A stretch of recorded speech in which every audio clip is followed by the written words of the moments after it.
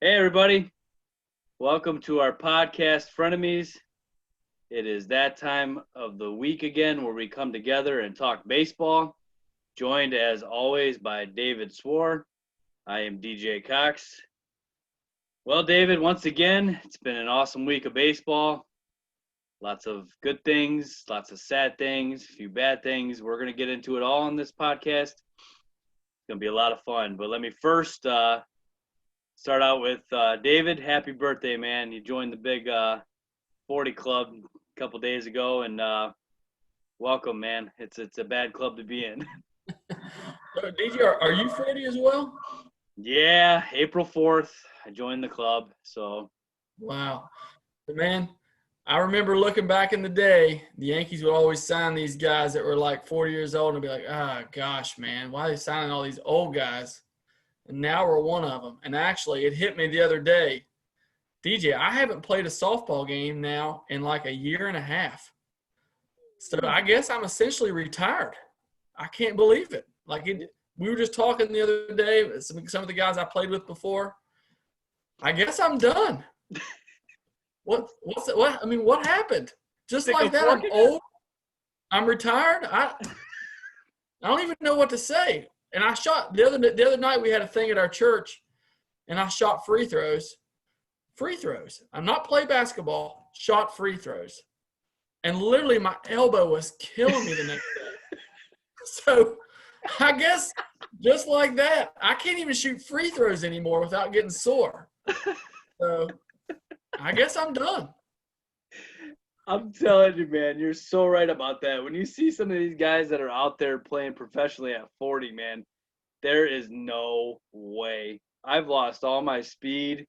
At like 36 or 37, if I were to ever have had the God-given ability to play pro ball, 36 or 37, I'd have been out, man. The way my body was at those ages, I would have been toast. And there's no way at 40 I could have done it, man. I play softball still, but I cannot go without pulling a leg or a hammy or something, man. It's just so bad. I got this weird thing, DJ. So, like now when I run, especially early in the season, I don't know if you have this or not, where your head just feels like it's getting real heavy. And then all of a sudden, next thing you know, you're face planting. Every time I try to run nowadays, that's what happens to me. I don't even get it. It's like my head just starts going forward, and the next thing you know, I'm wiping out. Last year, our girls, I bet them all I could beat them because I'm like, hey, I'm still pretty fast for an old guy. And sure enough, man, wipe out. And then this past spring, Audrey decides she wants to race me. Same deal. I can't even run without falling down. So I guess I'm done. I don't know. You're retired, man. Stick a fork in you. Sometimes when I'm throwing BP to Lindsay, I'm like, my head, I feel like I'm going to pass out and fall over. It's bad, man. It's so bad. And I don't know, maybe I needed this break from coaching this spring because I throw probably 10,000 pitches every week about BP. I still don't know how I do that, but man, you might be done now. That might have been that time off. You better get your arm back in shape. I need some help, man. Oh man, that's unbelievable. Well, welcome to the club, man. Happy birthday. Glad you had a good day and all that, man, with your family. It's awesome. I appreciate it. But yeah, David, we normally start with our Yankees and Cubs recap every week. We're gonna go in a little different direction to start off the podcast today because it's been a rough week as far as a couple Hall of Famers that have gone away from us this week, and Tom Seaver and Lou Brock. That's tough, man. You know, obviously those two are greats. They're both Hall of Famers. Unbelievable players. So we'll start with Tom Seaver, and we'll talk a little bit about him. David, why don't you give us a little recap of the great life and career of Tom Seaver? So I did a little bit of reading on Tom Seaver today and found out some really cool information on him. So first of all, he went in the military out of high school. He was kind of a smallish guy, not your traditional, projectable pitcher. And then he went to USC, pitched a year for USC, and in between his first and second year, he decided to go pro and got drafted by the Dodgers. And the Dodgers, the commissioner of the league, would not let the Dodgers sign him because USC had played 2 preseason games, which Seaver didn't play in either one. So then Seaver tries to go back to USC, and USC says, the NCAA says, you can't play because you've signed with an agent. And so actually the Mets got Seaver through a lottery. It's kind of a crazy story how they got him. And, of course, within 2 years, he was up. He won Rookie of the Year his first year. He played on a really terrible Mets team, 16-13 with a 2.76 ERA his first year. The next year, he was 16-12 with a 2.20, and that started like 10 consecutive years of more than 200 strikeouts. Just a complete stud. Career ERA of 2.86, 311 wins, and somehow the Mets still screwed it up. So mid-career, he was wanting his contract, the contract that everybody's looking for in your prime. And the Mets, somehow, their management got kind of in bed with a writer there in New York that was trying to ruin his reputation, to the point that he actually wrote an article that the reason Seaver was wanting so much money it was because his wife was jealous of Nolan Ryan. And at that point, Seaver said, screw you guys, and got traded to the Reds, had a great career with the Reds, and ended up getting to finish or go one more year with the Mets and then on to your boys, the White Sox. But awesome career. I guess he got into broadcasting later. Really sad, man, that he's one of 2 Mets Hall of Famers, him and Mike Piazza. And obviously when someone like that dies, it's really cool. They wanted to have the funeral at Shea. Not allowed to do that because of COVID, of course. So really sad. I hope at some point they have a memorial for him. Seemed like a great guy. Got into farming afterwards. Got into he had a winery. Was successful in that. But, just an awesome guy, man. It's really sad. One of the all-time greats. And I remember reading about him growing up, the old drop and drive. That was his motion. I remember trying to emulate that in the backyard. I never could quite get it. That back knee would touch the ground every time. But just a super cool guy, man. Yeah, no doubt. That's some cool stories. I did not really know about him getting to the Mets that way. That's crazy to think that you could lose your status for 2 preseason games like that. And what a crazy thing. But, man, you were reading off the stats to begin with here. Just the consistency of the ERA being in the 2s for him, man, is what I looked at when I looked at his career stats. Unbelievable, man. That doesn't happen anymore. And the Mets did a cool tribute to him this week. I don't know if you saw it. They all put dirt on their right knee because after Seaver pitched, man, he dragged that ground so much from, like you said, drop and drive, man. And those are some good mechanics, man, for getting your lower half into your pitches. And David, man, this legitimately, not just because he died, but like legitimately Tom Seaver's, he's one of the best pitchers of all time. There's no real fighting that, man. He played in a good era and he dominated. Like you look at his stats and I looked through them this week pretty hard and wow, just unbelievable. Tom Terrific, the franchise were a couple of his nicknames. He was on the Mets from 67 to 77. And then, like you said, from 77 to 82 with the Reds, 83 back with the Mets first season, which is kind of weird. He went back just for 1 year. And then the White Sox stole him from 84 to 86, and he ended with the Red Sox there at the end of 86 and did not pitch in the postseason in 86, which I was kind of curious on that because that's the year the Red Sox lost to the Mets in the World Series. And I was like, I do not remember Tom Seaver being on the Red Sox or pitching in that World Series, and he didn't. So I guess that's why I don't remember that. But 86 was the first year that I did watch baseball.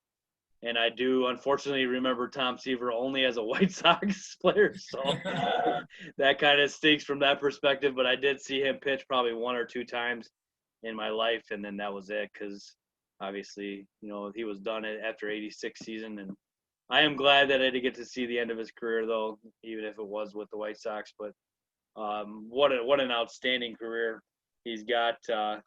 Just a real life winner too. Big member of the '69 Miracle Mets, man. What a team that was. We talked about them in our Mets podcast a little bit. How he went 25-7 that year, with an unbelievable 2.21 ERA. Just brought the Mets out of the bottom of the the bottom of the standings all the way to the top. The Miracle Mets, unbelievable season for them. Yep. 311 wins, like you said, only 205 losses. That's a great win percentage. 3,640 Ks. I don't know where he ranks all time, but that's got to be up there, man. There's not too many guys that have that many. What do you think? Probably be fourth or fifth if I'm thinking right, because you got Nolan Ryan, Randy Johnson, and I think Steve Carlton's ahead of him too. Yep, that would make total sense. Those three for sure got him, but he's got to be up there. You're right. Rookie of the Year, 3-time Cy Young Award winner, Hall of Famer, one of the greatest pitchers of all time, Tom Seaver, and that's a tough one, man. And then, David, it unfortunately got a little worse this week with Hall of Famers going down, and we also lost Lou Brock. And go ahead and give just a little bit on Lou Brock and your thoughts on him. Yeah, so 3,023 hits, a 293 average, and what he was really known for, obviously beyond getting 3,000 hits, but he was a base stealer. Stole 118 bases in 1974, 938 career stolen bases, right behind Ricky Henderson. And DJ, I'm going to kind of pass the torch to you. So this was your dad's favorite player, is that right? Yep, that's correct. He loved Lou Brock and Bob Gibson. I've heard many, many, many stories from my dad about those two players in particular. It's kind of funny because they're both Cardinals players, and we hate the Cardinals. But my dad knew that Brock had come up with the Cubs and got traded. And in the Cubs' history, there honestly is just two things that you kind of talk about as the biggest mistakes in franchise history. And number one is letting Maddox sign with the Braves, and Lou Brock getting traded to the Cardinals is right there with that. I did a little more research on this trade a little bit in the last couple of days, and they traded for Ernie Broglio. I'm probably slaughtering his name, but he was 18-8 the season before on the mound, so he had a really good year, and the Cubs at the time were in need of some pitching help. Well, the whole problem with this trade, though, David, is he was 70-55 in his career up until that trade. And, of course, he comes to the Cubs for 2.5 years, and he goes 7-18 with a 5.40 ERA in a Cubs uniform. And, of course, we know what Lou Brock did from there on out. So what a steal, man. That ended up being a terrible trade for the Cubs. And I saw a lot of quotes today. It was kind of funny because Bob Gibson and some of the Cardinals players at the time were all, like, slamming the GM, like, fire him. What are you doing? Like, how do you trade one of our top pitchers for this guy? And just completely dogging him. And boy, were they wrong about it too, man. There was a lot of people that were wrong about this trade and these two particular players. So it's kind of one of the coolest things and weirdest things, and man, one of the dumbest trades in Cubs history by far. But definitely started out with the Cubs and got traded there and spent the rest of his career with the Cardinals. Like my dad was a leadoff hitter too when he played, and so he kind of looked to a leadoff guy. My dad took pride in walks and stolen bases, and man, Lou Brock, 938 stolen bases, second all time. And one of the things that absolutely drives my dad nuts is when Ricky passed him, he said, "Today I'm the greatest," and that fired my dad up every time, and he still hates that. Hates that Ricky passed him and all that stuff. You want to get him fired up, just talk about Ricky Henderson holding that base up, calling himself the greatest, and he'll go off, man. It's kind of funny, actually. Hall of Famer. He played left field, 3,023 hits, like you said, a 293 career batting average, 1,610 runs, which is 47th all time. That's way up there, unreal. 6-time All-Star. Cubs from 61 to 64, Cardinals 64 to 79. Nice long career. Me and my sisters, about 10 years ago, me and my sisters and our husband and wives respectively bought my dad a Lou Brock signed baseball for Christmas one year, and he really, really loved that. And that has a whole lot more meaning now, obviously, since he's not obviously going to be signing anymore. So pretty cool that he's got that piece now. His favorite player, he's got an autographed ball of him, and he's pretty excited about that. He actually brought that up when he heard about Brock passing away too. He also won 2 World Series titles, man. This guy was a big piece in 2 titles for the Cardinals. And another thing, David, like in the playoffs, he was clutch, man.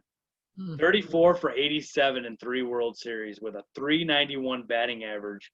Wow. 424 on base. Unbelievable numbers, man. The man showed up in the playoffs. He really did. Those are the kind of players that you want, is players that show up in the playoffs. And I did a little research today, man. I'm not going to lie to you. I know that, you know, if we took out as many rounds as there are now in the playoffs, this would be a little different. Some of these old-time guys who have playoff hits have gotten thrown to the bottom, who were up in the top because there's so many rounds now. But besides your boy Jeter, number 2 on the all-time hits list in the playoffs is your boy Bernie Williams, man. And I'll tell you what, I got a lot of more respect for Bernie now. I'm not going to lie to you, because when you hit in the playoffs, that's legit. That counts for something. It really does. And if you're number 2 all-time in hits in the playoffs, that means something. It really does. And so Bernie went up a little bit in my book today. I think you're going to like to hear that for sure, since we always talk about Bernie. Been dogging me about Bernie for years. I'm telling you, man, Bernie didn't play that long. He could have kept playing, and he could have padded those stats a little bit, maybe made the Hall of Fame statistics. Again, I'm not saying Bernie is a Hall of Famer. I've just always said there's a lot of guys that are in that didn't have a good a career as Bernie. Just a great all-around player, switch hitter, like I said, clutch in the playoffs. And he did get a play in a lot of playoffs games. He produced. He produced in the playoffs. So he really did, man, and that proved it today. I was checking all that out. It was pretty cool, man. And you know, I'm not trying to brag or anything, but one of the cool records that I actually hold from high school playing days is I do have the most career playoff hits in school history. And you know, it's just some of that kind of stuff you just gets overlooked because people always look at the regular season stats all the time, you know, and to dig in a little bit on playoff stats is pretty cool to see all that Lou Brock did, and Jeter and Bernie, especially. Those 3 kind of stood out when I was looking at it today, and pretty cool stuff, man, because that's when it matters, man. You know, like these guys play 162 regular season games, and that's a dogfight all those times. Long times, and then they get in the playoffs, and it's tough, man, because your body's worn down. It's October. To fight through all the fatigue and all that, and to produce like these 3 did was pretty cool to research and see. So, yeah, man, tough week as far as that goes. Breaks your heart. Tom Seaver, Lou Brock, man, both of you rest in peace. Prayers for their families. It's just tough as far as that goes, and tough week. Absolutely. All right, David. So we'll transition now, and I'm going to let you kick off with your Yankees this week. DJ. I hate this team. I don't dislike it. I hate it. I have never, ever seen a Yankees team, even when they sucked, go into a funk like this. And I know everybody's hurt, but the patience is getting thin, DJ. The Aaron Boone patience is getting thin. I'm not going to lie about it. And I read an article that was trying to tell Yankee fans how stupid it was to judge somebody on 60 games. Listen, he has lost this team. He's lost it. I don't know why. I don't know what's going on behind the scenes. I realize they're playing a bunch of young guys. I realize most of their studs have been down. But this team is not even competitive anymore, DJ. They're not even competitive anymore. They lost the last 2 games to the Blue Jays.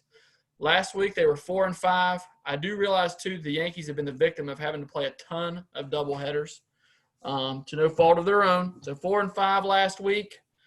The good, Davy Garcia came up, 6 shutout innings his first start. Really looked good. Only gave up 1 hit, 6 Ks. But the problem this past week, DJ, has been the bullpen. Even in the games they were ahead, we found a way to lose them. We had the Rays took 2 or 3 from us. Ended up a little bit of a dust up there. Tanaka hit a guy. The Yankees and Rays have history. I was watching the game. I don't believe there was any intent for Tanaka to do that. But our big, goofy moron, Aroldis Chapman, decides in the 9th inning to throw over a guy's head and then stare him down. When you have a 9 ERA, shut up. You know what I mean? Shut up. Is his ERA 9? His ERA is 9. And in his defense, he had COVID, got a late start, so there's a small sample size. But he's literally blown 2 probably out of 4 save chances this year. This team is awful. They lost Loizica and Urshela this past week as well. They did get back Zach Britton. Glaber just came back to start this week. It's going to take him a while to get going. Garrett Cole struggled last week, which is weird. Some of it his fault, some of it not. Listen to these stats, DJ. Gary Sanchez, they benched him this week, finally. Great job, Aaron Boone. Yeah, 130 is not going to cut it, and he can't play defense. I don't know why it's taking him this long to figure this out. He's hitting 130, DJ. 130. And I think the thing that I saw in like his last 17 at-bats, he struck out 14 times. It's long overdue. Long overdue. Brett Gardner's hitting 190.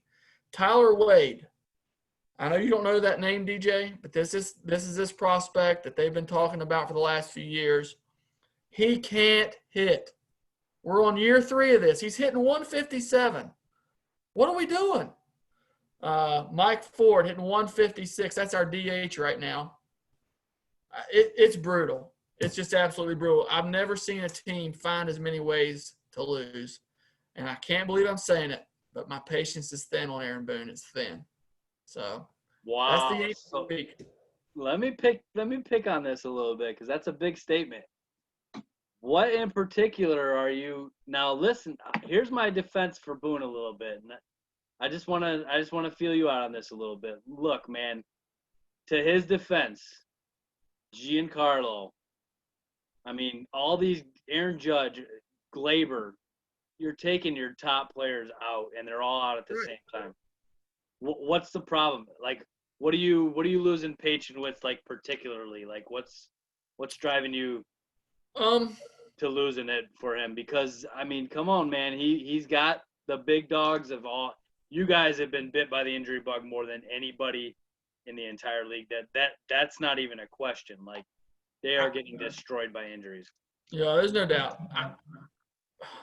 I don't want to say that they're uncompetitive because I'm looking at the scores here, but they feel uncompetitive. Does that make sense? These games, if you look at the scorebook, 8-7, 5-2, 5-3, 5-3, 5-2, 9-7, 6-5, 6-3. So you can't say they're uncompetitive, but you feel like there's no hope. There's no chance. And what killed me last week, just to be honest with you, so Chapman blows the save, right? You've got expanded rosters, and I realize you got to watch out for these pitchers, especially in these doubleheaders. But DJ, the guy that he brings in the next inning is making his major league debut. What was that? I did see that. I saw that in the 5th inning, right? You brought him in? That was another game this week. They brought it, so the game, Davey Garcia pitched his second game. He pitched 4 2/3 innings. I think he held him to, I believe it was 2 runs. It might have been 3. He brings in Clark Schmidt, who's a starter. Yep. Who's a starter in the middle of an inning with runners on base, making his major league debut. So 2 times this week, DJ, with game on the line, we're bringing in a guy that's making his major league debut. DJ, that's inexcusable, man. It just is. You can't do that. And you're paying these guys millions of dollars. I realize it's a short season. I realize you have to watch out for their arms. But at a certain point, we've got to try to win games here. And I'm not saying he's not trying. I have been an Aaron Boone defender. But I'm telling you, man, it's getting thin because it seems to me like this team has just lost it. As hot as they were coming out of the gate, it's not like they don't have – I know they've lost a bunch of players. But it's not like they don't still have good ones. And Luke Voigt is killing the ball. DJ LeMahieu's having a great year. I don't know, man. It's getting thin. I'm not going to lie. I've watched, not to relive old history, I've watched Joe Girardi field a team that had Vernon Wells and Lyle Overbay at the end of their career in it and still have competitive games. And he would drive me crazy with some stuff. But this bullpen thing is getting on my nerves real bad, real bad. And like I said, I realize they played a bunch of doubleheaders. I just can't imagine throwing a guy who's a starter out there at 22, 23 years old with the game on the line in relief with runners on in your first appearance. It's just stupid. David, and I know we talk about this all the time, but to me, man, the number one thing as a manager that shows me whether or not you can do this at the big league level is how you handle your bullpen. I will say that until the day that I die. I truly believe that. And I kid you not, man, and I heard an announcer say this too when Clark Schmidt came in the fifth. They were baffled, and I was a little baffled too. I'm like, ooh, Clark Schmidt. Like, the name, like, rung a bell because I know he's one of their top prospects. And I'm like, why is he not starting one of these doubleheader games, David? Like, why is he not – to me, if you're at the alternate site, you got to be ready to throw 100 pitches, right? Like, I don't see – you're not babying this guy. We're 40 games into a 60-game season. There's no more babying, David. Like, if you can't go 100 pitches by now, that's on you. What have you been doing at the training site, you know? So I did not get that. And he threw him to the dogs, to the wolves, right in there. And he struggled, man. And I don't blame him. How could you not struggle? Like, hello, here, get us out of this, rookie. Good luck with your debut. DJ, my whole thing with that problem with that whole sequence is Davy Garcia had given you 4 2/3 innings, good innings. I mean, just be honest. They don't look good because Schmidt came in there and gave up 2 of his runs. Why are you not bringing in a veteran guy to get 1 out? Yeah, just 1 out. He's got to get 1 out. And if you're that determined to pitch Schmidt, let him start a clean inning. Right. But to bring him in like that, it just baffles me. The whole thing just baffles me. And I hate to keep harping on this, but your DH is hitting 156. You've got guys down there. Send him down. Sanchez, send him down. Anybody can hit 130. I don't care who you play. Send a message. They should have sent him down a week or 2 ago. And just let some of these other guys play. I promise somebody can hit 156 and 130. Somebody. But nope, we'll just keep running them out there. And I realize Sanchez is really important to this team, and that is a lot of the problem. But he's not good on defense either. And so for these pitchers that maybe are struggling a little bit, tonight, Happ's pitching a good game. He ended up pitching a good game anyway, in spite of him. He drops a fly ball. He drops a foul ball. 2 outs in the inning, runners on. Hap gets a guy to pop it up at the plate, and he drops it. It's just inexcusable, man. This team is just so hard to watch. They just find ways to lose. I can't wait until this season's over. David, I looked at the standings today because the MLB's got like what the seeds are, who the matchups are. You're the 8th seed right now, hanging on by a thread, man. And it's unbelievable to think that this team may not make the playoffs. And you were right. Last week's podcast, you told me the Blue Jays were going to pass them, and they did. Blue Jays are all the way up to 5 now, and, man, I tell you, David, like, I'm starting to really, really worry a little bit about their playoff chances. Now, if they get everybody back, probably going to happen for them, but if they don't, they are definitely struggling, man, and they're about to go below 500 if they keep this up, and there's some teams that are real close to knocking them out, man, so it's going to be interesting. I cannot believe we're in this state. I know you kind of called that, but I'm baffled by it. I really am. I did not think the Blue Jays would pass them. But, the Blue Jays made a lot of moves, and good to their credit, and they've passed them. And I want to circle back too, David. So you guys had the same situation that we had with the guys going for the head with Chapman. So what are your whole feelings on that headhunting thing, man? Because this has happened to the Cubs and it happened to the Yankees this week. I don't know, man. To me, that is just absolutely wrong for a pitcher who, especially a guy like Chapman, who could literally kill somebody throwing 103 to throw at somebody's head and then stare him down. I actually don't think Chapman threw at his head, just to be honest with you. Chapman's only pitched like 4 innings this whole year. If you've watched him pitch in any at all, he's been all over the place this year. Chapman's never been a control guy. Where I have a problem is he goes ahead and pitches to him. think he struck him out if I'm not mistaken, and then you stare him down. So even if you didn't intend to throw at him, you can't do that, man. On the flip side, the Rays got to quit being babies too. So there's been some hitting over like the last 3 years. I think the Yankees have hit 19 of their guys, and they've hit 17 of ours over the last 2 or 3 years. I can't remember. Tanaka, it was an inside pitch, man. Like, it just got away from him a little bit. There was no intent. It wasn't in a count when you would do that. It wasn't in a situation when you would do that. And for Cash to come out there and run his mouth and say, well, I got a stable of guys that can hit, come on, man. Quit being a pansy. Guys are going to get hit, especially with the season the way it is right now, short spring training. Guys are going to get hit. And I despise the way some of these major leaguers are about pitching inside. It's part of the plate. If I let you live over that part of the plate, you've got me beat, because you know that I'm going to throw it out there. So if I can't throw it inside for fear of hitting you, then I'm beat. And I do think some of these teams are ridiculous about throwing inside. It's a joke. Quit being wusses. Most of these guys couldn't have made it in the 50s and 60s. Talking about the boy that played for Bob Gibson. Bob Gibson would hit you in the face for doing some of the crap they do right now. It drives me crazy. I never was a pitcher that was very good at pitching inside. I definitely had a tendency. My ball would kind of run, and so I would hit a lot of guys. And I just think it's ridiculous because, like I said, these players are trying to take away that inside part of that plate. But I'm 100% against throwing at somebody's head. So Kevin Cash, man, I got to admit to you that I cracked up when he told the media that he had a stable full of guys who throw 98 miles an hour. That was one of the all-time quotes. I'm not going to lie to you. He had been barking, and they're barking back and forth. That was a good one. I got to admit it, man. I know that fired you up as a Yankees fan, but man, these guys they've kind of earned the fact that they can kind of take a little bit. They can kind of do this a little. 28-14, top team in the AL, man. They're Kevin Cash. We talked about this with the Rays podcast, man.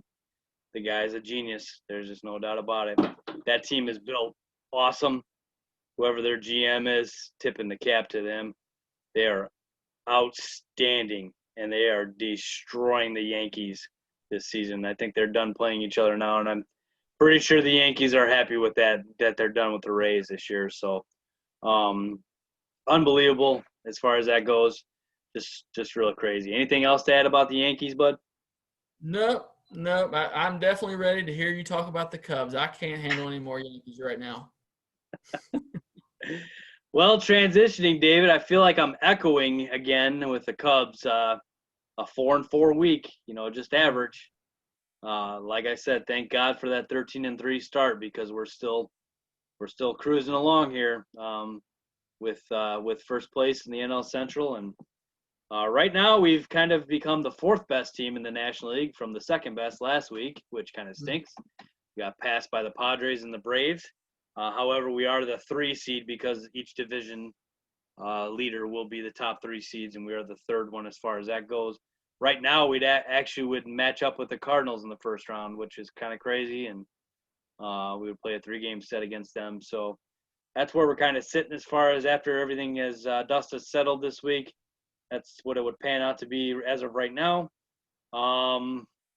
So Tuesday, we won 8-7 in 11 innings, man. And David, got a trivia question for you. Who is the leader in OPS in the majors right now? Ian Happ. Ding, ding, ding, buddy. It's Ian Happ. It's your starting second baseman. Man, I tell you what. He had the game-winning RBI in the top of the 11th. Jeremy Jeffress in that game, David. He came in, and he's been awesome this year. He threw 11 pitches, David, and got 5 outs with 11 pitches and got the win in that game. He was outstanding. There was a 71-minute rain delay. That was a long night. Big win. Osich came in, did with his debut, pitched well. It was kind of good to see. That was a good one. We needed that. I know it's the Pirates, but you got to beat everybody, and I was glad to see them get off to a good start on the week. The next day, they win 8-2 over the Pirates. Stress-free win. That was a pretty easy one. Another 71-minute rain delay, which is crazy. Contreras was 3 for 5 that game. Baez, 3 RBIs. Good to see him hit a little bit. Hadn't been hit at all. And Hendricks, man, 6 strong, 6 hits, 6 Ks, 1 earned. Hendricks has been unbelievable this year. Thank goodness for him, man. Thursday lost 6-2 to the Pirates, so we ended up taking 2 out of 3 from them. Won the series, but never lose to the Pirates. Rough third inning that allowed 4 runs. Alec Mills didn't pitch very well that game. Chris Bryant was 0 for 5, man. He's having a rough year. Just barely at 200 hitting, and that's not good for former MVP. Friday, opened the Cardinals, played a 5-game series against Cardinals. Wow, was that a lot of games against the Cardinals. And we're done with them now. Like I said, we'd match up with them in the playoffs, so there's a good chance we'll see them again. First game on Friday was awesome. Beat them 4-1. David, we got Jack Flaherty to throw 76 pitches in 2 2/3 innings in that game. DJ, that was outstanding. Jack Flaherty is killing my fantasy team. That's the second time in the last couple of weeks where he's thrown like 2-inning starts. It's got to stop. He was one of my keepers. It's got to stop, DJ. Oh, I needed to turn it on. Man, I'm telling you, David, they seriously, this was a game I wish they could just play all the time. This is like the perfect game to watch from an offensive standpoint. Each of these guys was taking like 6-7 pitch at bats. It was unbelievable. They were fouling pitches off. I could not believe his pitch count. I looked at it in the third inning, and I was like, he's already up to like 60 pitches. He's toast. Like, no, and you was at like 20. So it was like, man, what is going on? This is perfect. They were awesome. I was completely one of the better games they've had all year, to be honest with you. Contreras was 3 for 4 that game. He was awesome. Had all 4 RBI. It was good to see him hit. Yu Darvish, David. Yet another one on the list here. 7 innings, only 1 hit allowed, which was a homer, 1 earned run, 11 Ks. He was dominant. Just absolutely dominant. Outpitched Flaherty big time. Got a big win there to start the series. Then it got a little ugly on Saturday. A doubleheader, lost 4-2 and 5-1 respectively. Game 1, Ian Happ had both ribbies, and then everybody else didn't have anything. Bryant was 0 for 4 again. Game 2, they were never in it. Only 3 hits as a team. Colin Rea made a spot start. He was terrible. 4 runs in 2 innings. So they just kind of went through that. That second game of that doubleheader was probably, to me, one of the most boring games that they played all year. I almost had a hard time watching it. I wanted to fast forward through it. It was so bad. Sunday, they lost 7-3. Lester, David, I talk to you about Lester all the time, but, man, his first 3 starts, he had a 1.10 ERA. And his last 4, he's up in the 8s with his ERA. So he is getting lit up. His ball's staying high. It's not diving down. He is just so much. He's getting hit like crazy. It's not good. Pretty much for the Cubs right now, it's Darvish, Hendricks, and I honestly don't know who the third starter is right now. Q's hurt again. So I would think he'd be the guy. Alec Mills hasn't pitched good. Lester hasn't pitched good. And then Chatwood's been hurt. So I do not know who their 3 guy is right now. Hopefully in the rest of this month here, we can kind of figure that out and get a 3. I really, truly believe you only need 3 starters for the playoffs. So hopefully we can get that 3 guy to step up here. Monday we won. Hendricks was once again awesome. 8 innings pitched, 7 hits, only 1 run allowed, 4 Ks, was dominant. Bryant had 2 hits to get his batting average to 200. So there's that. So 4-4 week, not the greatest, but like I said, we're still in first place. That win on Monday kind of gave us a big 2.5 game lead as opposed to a half a game lead. So it was a big swing for us to stay up and get a little breathing room on the Cardinals. A couple things happened on the transaction wire for the Cubs this week too. I'll talk about real quick. Albert Almora's been struggling. He hit 167 so far this year. They sent him down to the training site. Great defensive player. He's just not hitting, man. And we got Maben, we got Jose Martinez. So some of these new additions have kind of pushed him out. And they actually just today, David signed Billy Hamilton, which is kind of an interesting sign. Only from the perspective of his speed, obviously. He's not going to hit. But, man, I'll tell you what, it'll be nice to come off the bench with somebody like that running in the late parts of the games. That guy can fly. So it's a smart signing from that perspective to do that. The Cubs seem to do that all the time. They always get a speedster in there to pinch run for them. And it'll hopefully help us down in the playoffs. And Steven Souza just got released 2 days ago. He was struggling a little bit too. Pedro Strop is also back. The Reds got him, and they designated him for assignment. The Cubs signed him, sent him to the minor league site. Not sure if he's going to end up getting called up at all, but that's an interesting one. We got him back. Josh Fagley, who was the A's starting catcher last year, who was our third catcher this year, also got released. So we've had a lot of moves, and like I said, Q went to the DL. So a lot of changes with this team. They're staying in first, which is what they got to do. Just win the Central. Try to pass the Braves. Maybe get the 2 seed instead of the 3 seed, and play a little bit of a more team. But overall, I can't say super disappointed. But David, I'm still waiting for that week where they go like 6-2 or like 5-3, something like that. Because these 500 weeks have kind of got to stop, and they've got to kind of take off here. So some of the guys are starting to hit a little bit more. Bryant has nowhere to go but up. Same with Baez. These guys are struggling really bad. So it's been interesting, man. And hopefully against the Reds this week, and then later on in the week we can get some wins and kind of kick the Reds to the curb because they're hanging on by a thread. And if we can hold on and win these games against the Reds and push them out of there. And it's going towards the end, man. I looked at the schedule. Crazy to think it's already almost over, but it's getting there. Yeah. So DJ, who's closing for the Cubs right now? Is the Kimbrel experience still going, or what's the deal? No, it's Jeffress, man. He's the guy. He's been handed the keys to the closer role, and Rowan Wick actually yesterday came in and he threw the last inning when Hendricks went 8, and that was a big game, for for us to win that one. He got the opportunity in the 9th there. I think he's trying to just kind of take it a little easier on not using Jeffress as much. And I tell you, man, like we talked about, he's been doing really good with the bullpen. He's kind of messed up probably 2 games I've seen him really do bad with the bullpen. But other than that, I've been really, really impressed with Rossi's use of the bullpen and how he's managed these guys. And Kimbrel, I haven't seen in a long time, man. I'm not sure. Maybe he got 1 inning this week, 2 at the most.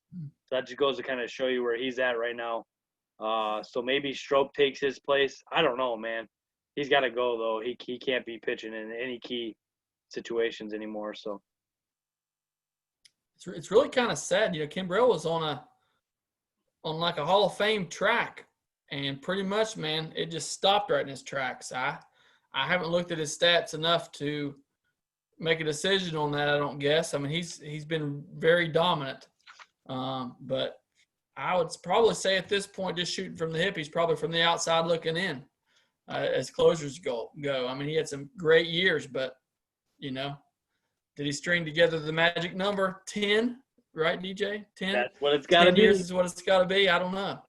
I don't know either. He's going to be an interesting case, though. I've looked at him in the past when the Cubs first got him, and I was kind of looking at him, and it's going to be interesting. So, David, I do have one thing from the broadcast I was seeing this week. I wanted to pick your brain on this one just a little bit. I don't know if you need to write this down for me real quick, but I got 2 different stat lines for you here. And I want you to look these 2 stat lines over for me and tell me which one you think is better out of the 2, okay? You ready? Okay. Yep. Player number 1, 1,987 hits, 158 homers, 928 RBI, 282 average, 333 on base. Player 2, 2,123 hits, 143 homers, 923 ribbies, 306 batting average, 388 on base. Which player you like? The second one. All right, so getting to my point on this, your boy A-Rod, who was announcing the game the other day. Oh, don't even start. Oh, don't even start. I don't even know if I can even talk about it. I hate A-Rod. He gets going on a rant about Yachty, okay? And look, Yachty Molina is a great player. As much as I can't stand him, I get it. But these guys are just ranting and raving. First ballot Hall of Famer, first ballot Hall of Famer. I'm like, man, okay. I mean, if you're putting Yachty in first, how do you not put in Joe Mauer then? Is my question. Because to me, I know Yachty was better defensively. I understand that. I'm going to give Yachty defense.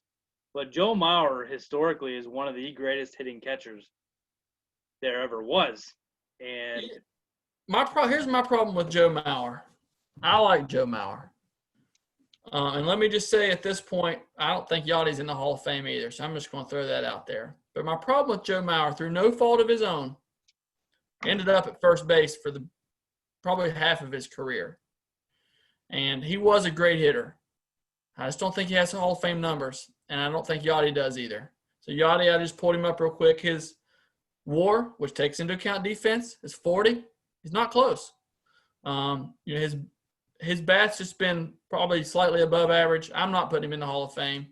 Now let's look up Mauer here real quick. I think I've looked this up one other time trying to make a decision on him because I heard somebody call him a first ballot Hall of Famer. He's at 55.3, so a little bit closer when it comes to that. Andy won an MVP. I'm not sure if Yachty ever has or not, but Mauer did win an MVP. So if I got to put one or the other in, it's going to be Mauer, but I guarantee it's not going to be both of them.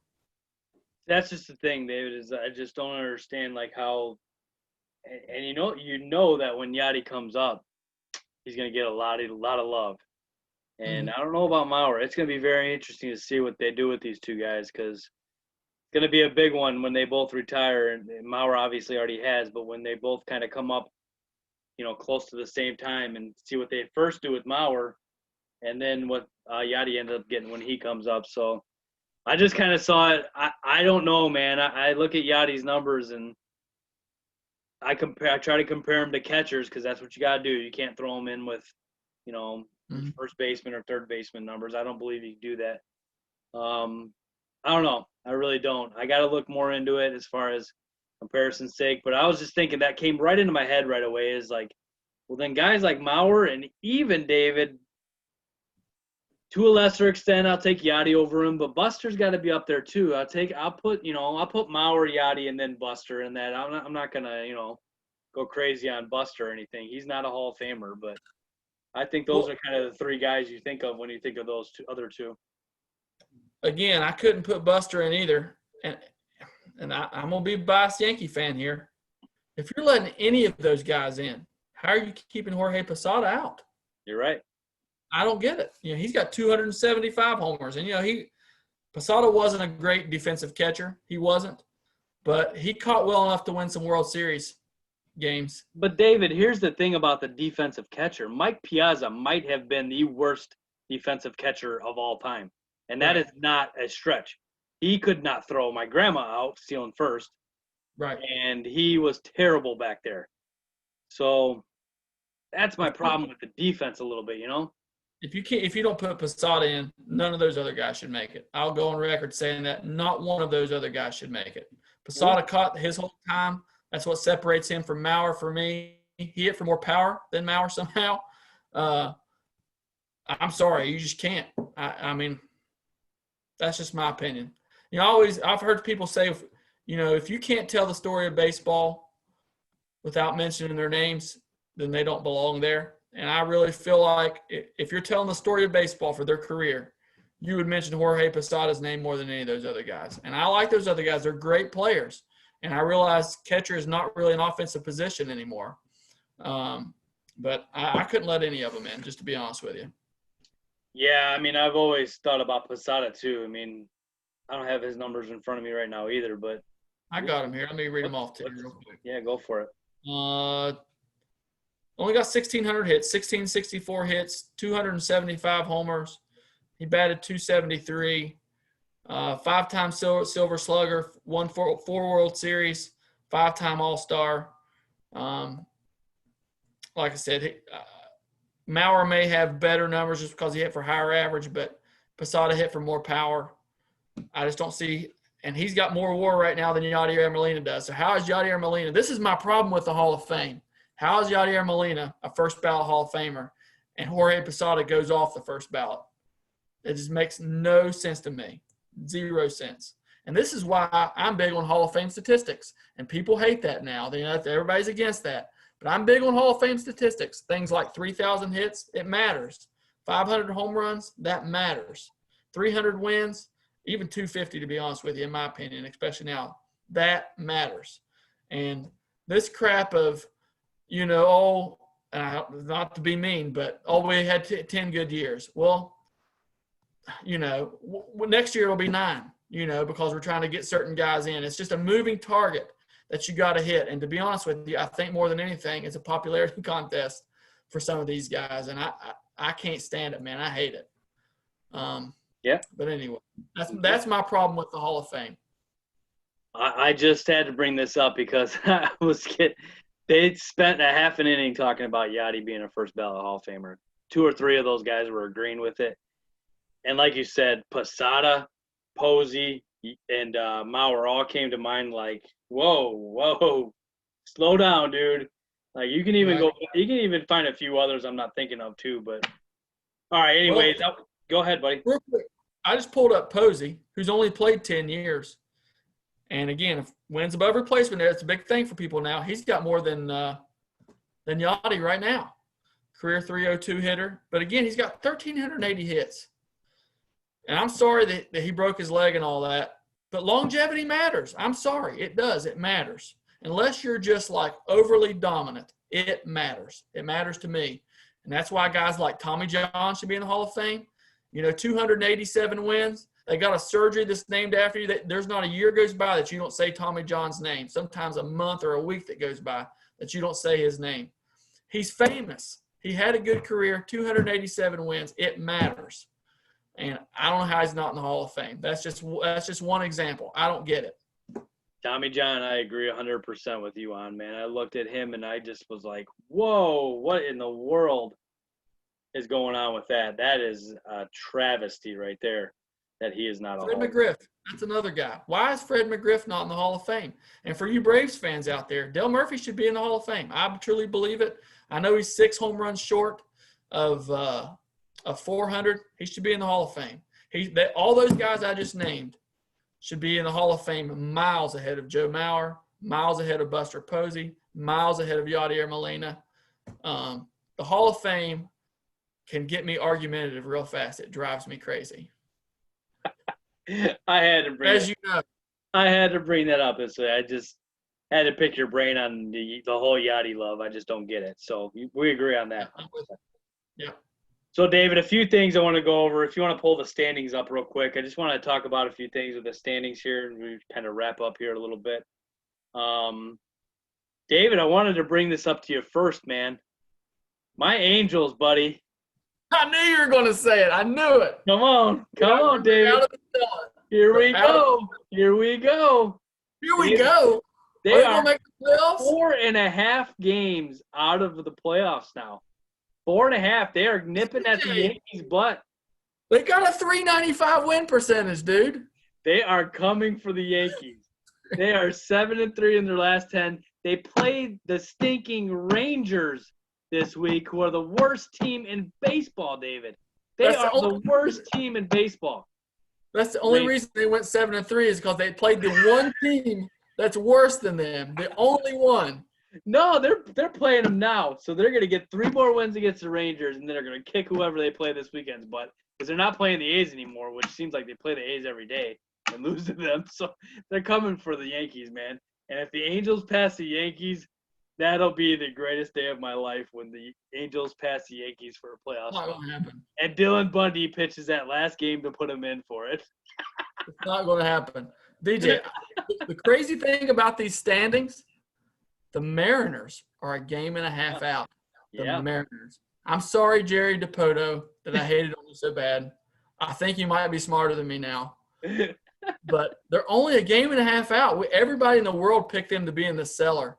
Yeah. One thing the expanded playoffs has done is it's let some teams in possibly that you thought had no chance. I mean, the Orioles are a half game out. They're a half game behind the Yankees.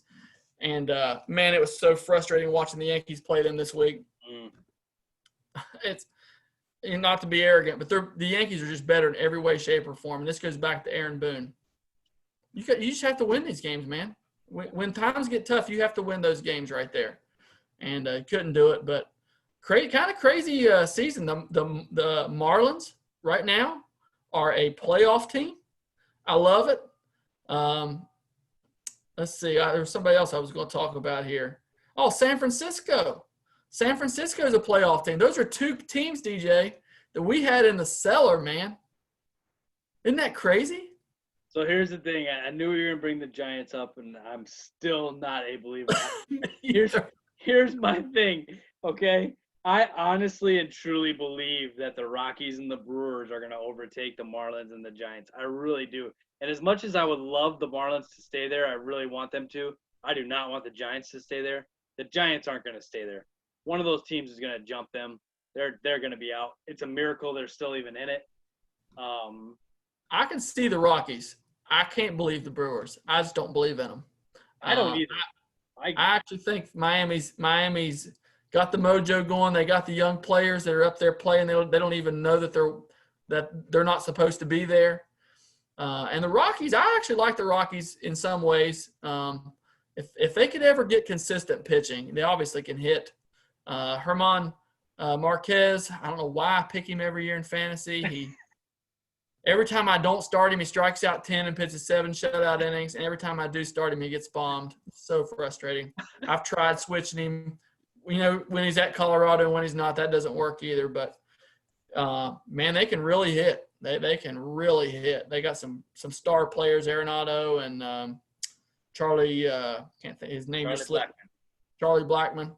Trevor Story. Yeah, Trevor Story. They got some players, but the Brewers, I can't really say that about them. It's they've got a few guys here or there, but I just don't see them overtaking them. But I wouldn't mind to see the Rockies in there. So, David, the Reds are terrible. And here's something that I kind of came up with. I am serious about this too. When this season is over and the Reds have not made the playoffs, the first and maybe the only manager that needs to go is David Bell. You talk about a manager who a fan base has got to be sick of. You got to look that guy right in the eyes, man. Because how in the world is this team so bad, David? I do not understand it. I've got a lot of looks at them playing the Cubs. They have their offense, like, you don't know what their lineup's going to be every day. It's like, whoa, where's this guy? Where's this guy? Like, what is going on? No consistent lineup. No, nothing really. They're a mess, and it's got to be partially his fault because everybody, even the experts, said these guys have a shot at beating the Cubs in the division, and they are not even close, David. What is going on in Cincinnati? I don't know. What makes it worse is Cincinnati's got two guys who legitimately could win the Cy Young. Now, Yu's way ahead of them at this point, but, I mean, they got 2 number 1 starters. So you would think 2 out of 5 games you're almost automatically winning. But they just continue to lose. I don't get it either. Their guys aren't hitting. And me and you have talked about this a little bit. The mainstay in this organization all these years has been Votto. So you have to start asking yourself this question. Is he the problem? Is he the problem? Is the attitude too much? Is the lack of hitting? And kudos to David Bell. He benched him. He did. He benched him for 2 or 3 games. And Votto's come back swatting a little bit. So maybe he needed that. But, and of course, there's nothing they can do about it. They're stuck with him at this point. I actually picked up Votto this week. He got hot. I had a guy go down. He did good by me, to be honest with you. And I considered keeping him. Then I had to go back and look at his last few years' stats, man. I think he had 60 RBIs last year. 60. And that's just not going to work out of your first baseman, man. I don't care who you are. And I don't know. I can't put my finger on it. We're going to have Kearns back on here sometime soon to give us the rundown on the Reds, because out of all the teams we talked about, to me, this is the most, outside of the Yankees, obviously, this is the most perplexing one. I just don't get it. I don't know how they can't be winning. And maybe it is just consistency. I was definitely a player that liked consistency. If I was batting second one day and batting seventh the next, I wondered what I did wrong. And it definitely would become a head case. And I think that works for some people and some people not so much. So I don't know, but I'm with you, Bill. Bill's got to go. Unbelievable. Well, along those same lines, man, another guy who is not afraid to bench people, and this has been working out for him, is Joe Girardi and the Philadelphia Phillies. What a week they have had, man. 20-17 now. They are in second place. They're giving the Braves a little run for their money. These guys, man, I'm telling you, they're coming back. And Girardi will give Bryce Harper a day off. Bryce Harper hates days off. He doesn't care. He sits him. He pulls his pitchers earlier than they want to. They get mad at him. He doesn't care. And we talked about that with Girardi. He does not care. And sometimes this is a really good thing with these major league guys, because they're all egos, and they all can't put their ego aside for the greater of the team sometimes. And to have a guy like that who's been doing that for them has put the Phillies, they have taken off and become one of the better teams in the last couple of weeks that we've seen. And they've gotten the bullpen help. They've done those things they needed to do. Kudos to them. They're on the upswing. Look like a lock now for the playoffs with the way they've been playing. So he turned it around, man. When it looked like that ship was going to collapse and die, he turned it around, and those guys look legit now. This is what I'm saying about Girardi, man. He has that it factor, whatever you want to call it. People forget the Yankees had some terrible teams when he was there. Awful. Like I said, Lyle Overbay and Vernon Wells were opening day players for the Yankees one year. And Girardi just seemed to manage them through it, man. And you got to think he managed the decline of Derek Jeter. He managed through a horrible situation with A-Rod. Somehow they just kept winning. He's a good manager. He is frustrating as heck, man. I know probably some Phillies fans out there are just scratching their heads. And he's just set in his ways. But he's going to do his thing the way he's going to do it. But they keep winning games, man. And I'm a believer in Girardi. I always have been. I hated it they let him go. I hated it. But he's going to get him there. He got a raw deal in New York. I've always believed that. So the Dodgers are 30-12, and the Rays are 28-14. Those two are in a class by themselves. Awesome teams right there. Going to be there at the end. Wait a minute. There's another team that's in the same class, and you were a doubter. And that's my boys, the A's. Oh no! Number 3 seed now. But still, they're in the same class with those two other teams. And let's also talk about the team that you once coached for, the White Sox, the first place White Sox, DJ. Yeah. The Twins and the Indians are both going to finish ahead of them. The best team in Chicago. Don't even start. No way. Let's look at the standings and let's just see. Oh, yeah. They would be up. 619 win percentage versus 581 with the Cubs. Look here. The White Sox are trending up. The Cubs, flatlining. And how about my boy Dallas Keuchel? I want to throw some praise Dallas Keuchel's way. What a stud, man.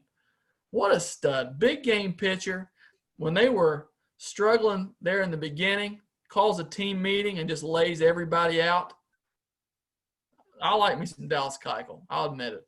He doesn't strike out a lot of guys. He's not, somebody that you necessarily want on your fantasy team. He's not going to fill up the stat lines. But Dallas Keuchel wins games. And I know you're loving every start.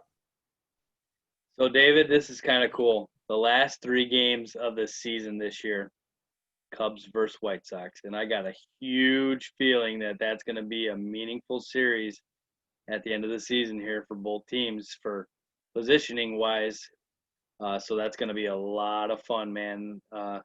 Hoping for the sweep, hoping to show them who's boss and go into the playoffs. And I don't know how you can go into playoffs on a more high note than whooping up on the White Sox. So that's going to be a lot of fun to do that and show them who's boss and go into the playoffs on a high note, man. It's going to be a lot of fun. We shall see. I believe the White Sox are a little bit deeper, DJ. And they got better all-around pitching, and they got those young studs. So we'll see. Nope.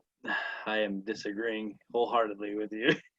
I hope they win the World Series. They're going to be my team. The Yankees aren't going to be in it, so I'm rooting for the White Sox. You would, man. You would, of course. Oh, yes. This is where the enemies part comes in this frenemies podcast right here. Stuff like this, man. Stuff like this. So David, on the closer tonight, yesterday the family and got into the van and we traveled 3 hours and 15 minutes west to the state of Iowa, to the Field of Dreams. This is something that I've been wanting to do my entire life. I invited you the day before, and you told me it was 11 hours away, so I don't blame you one bit. That's a haul, man. But it was really cool, man. The kids watched the movie for the first time the day before, so it had more meaning to them. And then when we told them after the movie that we were going, they were pretty fired up. They thought it was going to be really cool. So we headed out 3 hours and 15-minute drive to Dyersville, Iowa, little blip on the map. You just pull up to it, man, and then all of a sudden it's like, oh, here's an MLB field and here's the Field of Dreams because they're building the MLB field for the game next year. We couldn't go close to the MLB field. MLB security's all over that thing. They won't let you touch it, come near. But it was really cool, man. You can pretty much, if you're going to go to visit the Field of Dreams, give yourself about 2.5, 3 hours to go there, and you'll probably get your full share of what you want to do there. Got a really cool gift shop. They do have a house tour. That's $20 for an adult, $12 for a kid. We did not do that. It would be awful expensive. It's a half an hour tour. Didn't know if that was really worth it and kind of pushed that one aside.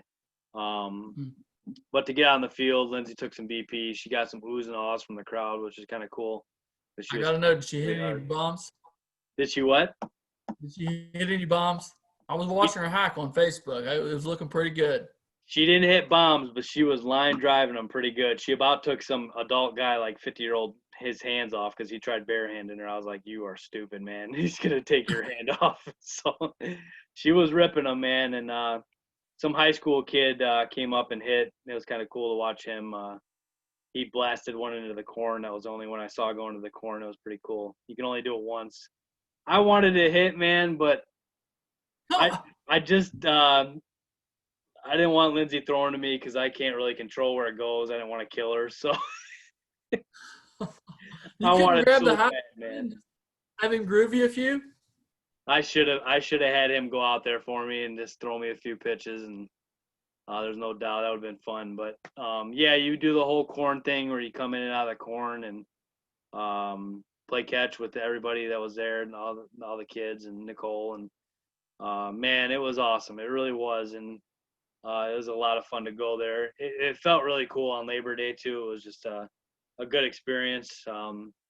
They got a snack shop there too, and it's a lot of fun. It really is, and it makes you feel, like a kid again, to be honest with you. And it's something you got to do, man. It really is. And I know it's a long drive and everything, but we should definitely add that one to the list and get that one done. And for all you guys listening out there, it's a must to the baseball fan. It's one of the better baseball movies of all time. Yep. It gives you chills kind of when you watch it. But yeah, man, it was an experience, one I always wanted to do. And in a year where you can't go into any stadiums and watch any games, it has always been my thing this year that I was kind of pinpointing that we were going to get to and do, and we finally got to it.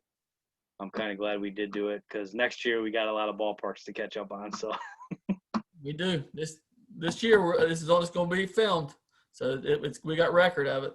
This time next year, we're going to be sitting in Cleveland, DJ, watching some Indians baseball. We're going to make it happen, and I can't wait, man. It's going to be awesome. I can't wait either. I hope they're playing the White Sox and the Cleveland Indians kill them. If they're playing the White Sox, I'll be sporting the black and white. Don't you worry. You're killing me, man. Well, David, if unless you got something to add, I think we'll wrap this bad boy up. And it's been a pleasure to talk tonight. We got to a lot of topics. Really kind of went all over the place tonight, but we got a lot in, and hope that all 13 of you enjoy this and will view in and tune in to us spewing some baseball at you. So with that being said, everybody have a good night. Thank you for listening. See you guys.